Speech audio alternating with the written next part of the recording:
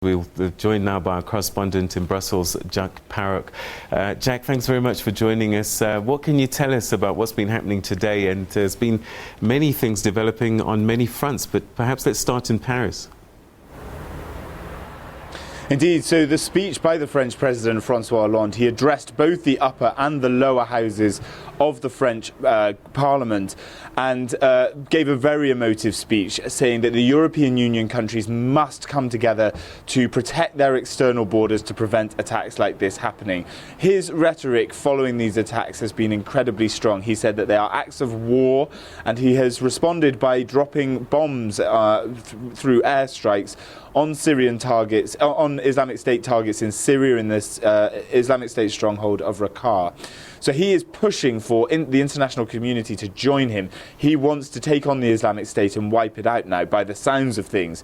He's going to be talking to the US and Russia and trying to push for them to join him. There has been an anti-Islamic State coalition set up, a US-led one, but there's been some criticism of that, and following these attacks, it looks like he's going to push for much more to be done on that front. So the terror attacks took place in Paris, but the epicenter of the investigation seems to have gone across the border into Belgium. Indeed, so we know of some of the people that are involved in this attack. Abdelhamid Abaoud, is believed to have been a ringleader. It's suspected he may now be in Syria, but also Salah Abdelhamid, another one, who is suspected of being directly involved in these attacks, a 26-year-old Belgian-born man. He is still on the run. Now, the Belgian police have been raiding houses in Molenbeek, an area of the city of Brussels where I am now, trying to find this man and to arrest others. They have arrested 7 people but released 5, and 2 have been charged. The raids are set to continue, and not only Paris but Brussels is on high alert, and you can see security officers all over the city. And it's said that this guy, who's supposedly the mastermind of these attacks, had been on the police radars from as early as last year.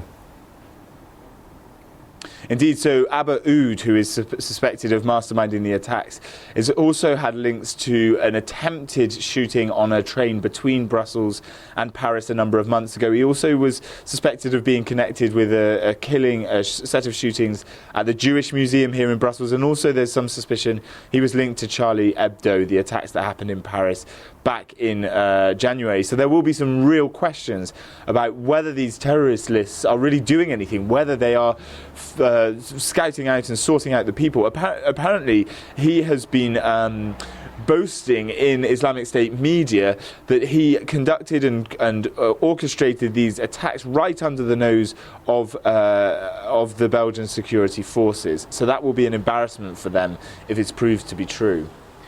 All right, so a lot of the investigation is taking place in Belgium. I wonder, what are the people in Belgium feeling at this stage? I mean, are they surprised, shocked that this is coming so close to home? Well, there is a big discussion here, actually, about the district of Molenbeek. The city's mayor, a journalist friend of mine, spoke to her a couple of weeks ago, and I was speaking on the phone to him earlier, and he said that the city's mayor had told him that the Belgian authorities had given up on Molenbeek years ago. It's got a high population of Muslim immigrants and has been regularly accused of being an incubator of extremism. So there will be some questions asked about whether the Belgian authorities did enough to really tackle some of the issues that are going on. It's certainly a part of the city that is considered to be divided from the rest of the city here in Belgium, and in Brussels, and there's a big debate about how that was allowed to happen and what can be done in the future. But at the moment, the issue really is the raids that are still likely to continue there. All right, one final question, if you could answer briefly. Going back to Paris, France has taken heavy steps, as much as they could, with these airstrikes. How are French people feeling about these? Because it's because of these strikes that they were vulnerable in the first place.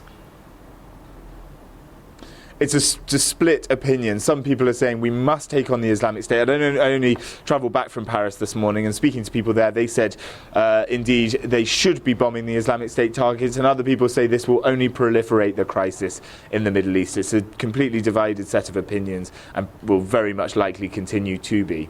All right, Jack Parrock speaking to us there live from Brussels. Francis?